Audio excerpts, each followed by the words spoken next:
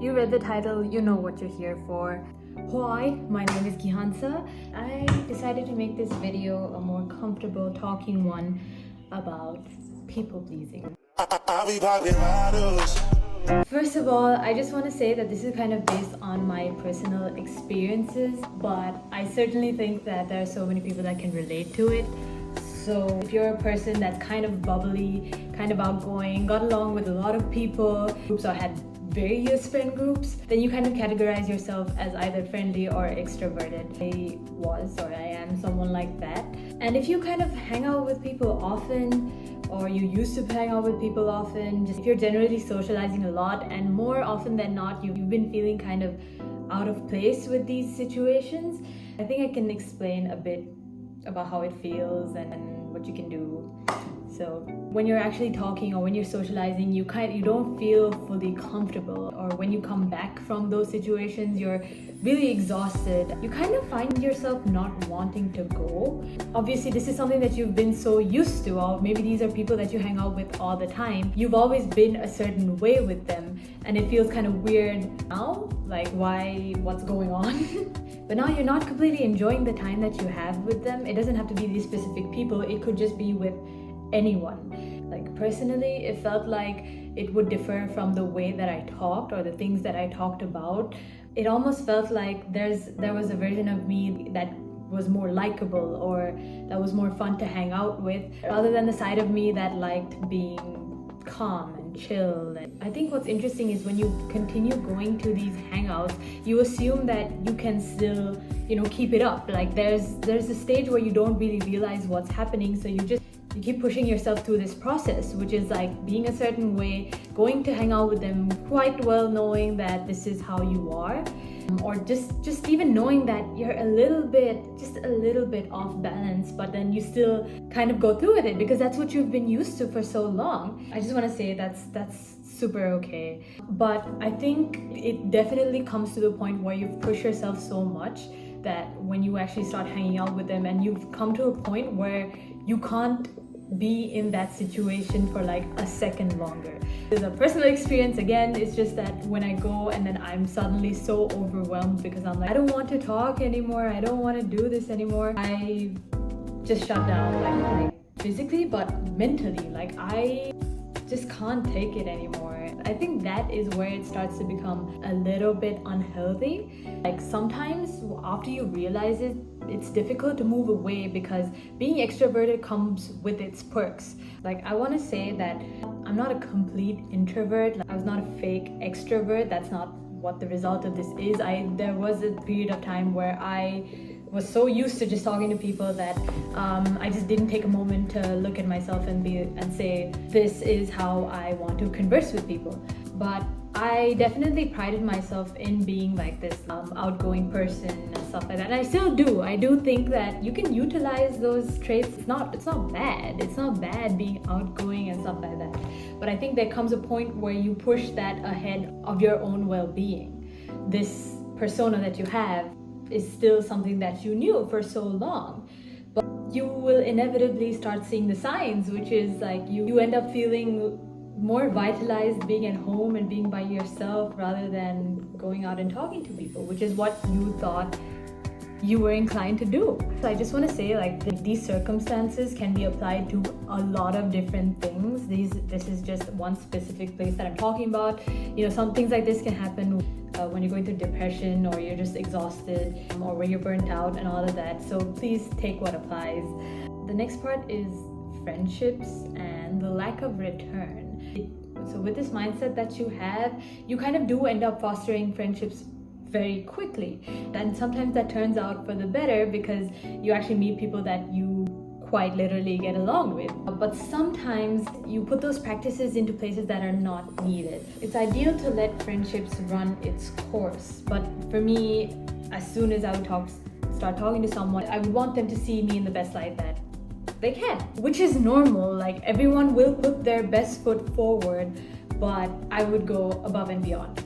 Obviously, it's not as intricate as I'm explaining it right now. It's just easy for me to talk about it in hindsight, but it was just so natural for me to try and build friendships from the get-go. I think the issue is that after building these friendships, speaking the way that I thought I should be speaking in. After time, I realized that I don't really get along with this person, and it's sad. Sometimes I feel like I'm responsible for it, because I'm like, okay, what's the difference? Like, why is it like fizzling out this fast and stuff like that? And lack of return. I don't mean that you do these things expecting something back, but sometimes when you do go above and beyond, you are very considerate of this person, sometimes too considerate of this person that you haven't even built like a proper connection with. After some time has passed, you realize that someone else is not going to do the same thing. That's not a good or bad thing. It would be bad because if they were to do it, then that means we were doing things expecting stuff back, right? That's bad. You need to give because you want to, not because you want something back from them. There were more times, often than not, that I found myself speaking in a way to kind of protect someone else's feelings rather than situations where I expected someone else to do that for me. It happened very subtly. It was a very nuanced situation, but over time I realized this happened a lot. I think what sucks about that is that it feels really bad when it's not reciprocated, even by a certain degree. If it's people that you know that you don't properly get along with, or at least not yet, then that dynamic shouldn't even be there. Like, why create it for yourself, right? If you're aware or unaware of it, the result of this can be kind of hurtful. It's not other people's fault, nor is it yours, but we have to take accountability for creating that situation. So after you kind of dissected how you felt, there is guilt that surrounds this right before and even when you're shifting. After you realize that this is what you do and this is kind of in line with your mannerisms, sometimes when you realize that you are very much aware of this, but you keep going and you keep doing the same thing without even noticing it, sometimes you realize that this is a different persona, but then you put it on like that. You feel like you did yourself wrong, you don't feel like yourself. A very unpleasant feeling. But the reason I think this is good is because this is a sign that you want better for yourself.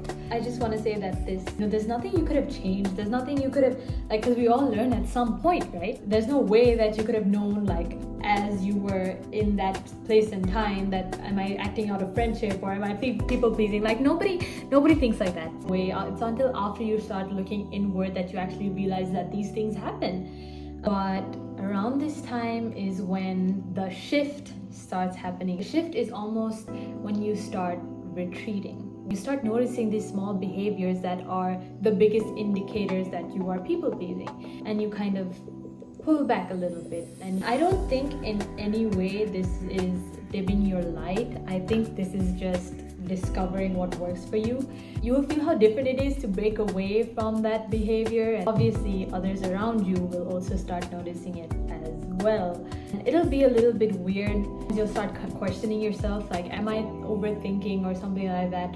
I think it's very easy to push the idea of, if you're always sunshine and rainbows, that's the best way to be, and again, you can shift into a different type of energy, and that's fine. But I think that process feels a bit weird because, again, that's not what you're used to. You're stepping into your comfort zone, but you're also stepping out of it. I want to talk about coping mechanisms and codependency. The side effect when it came to codependency, I obviously had friends that I was completely honest with and that I didn't feel pressured at all to be a certain way.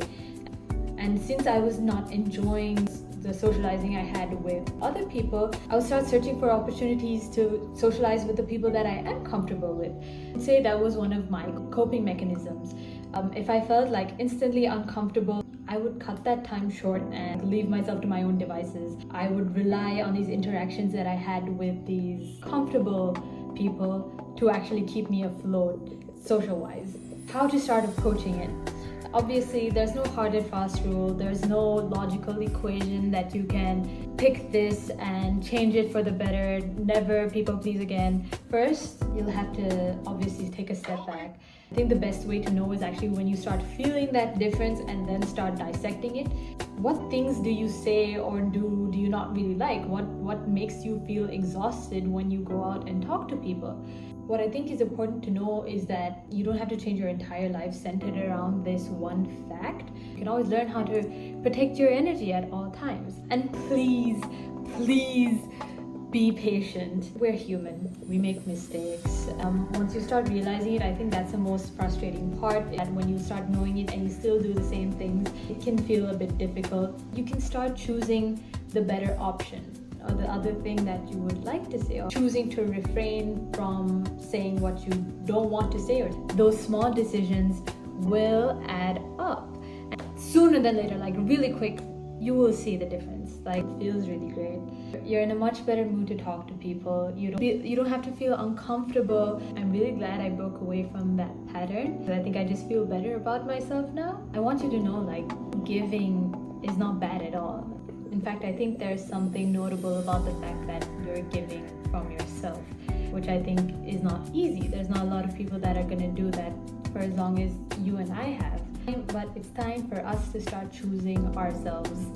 I hope you like this video. I hope it helped. If you like the video, like,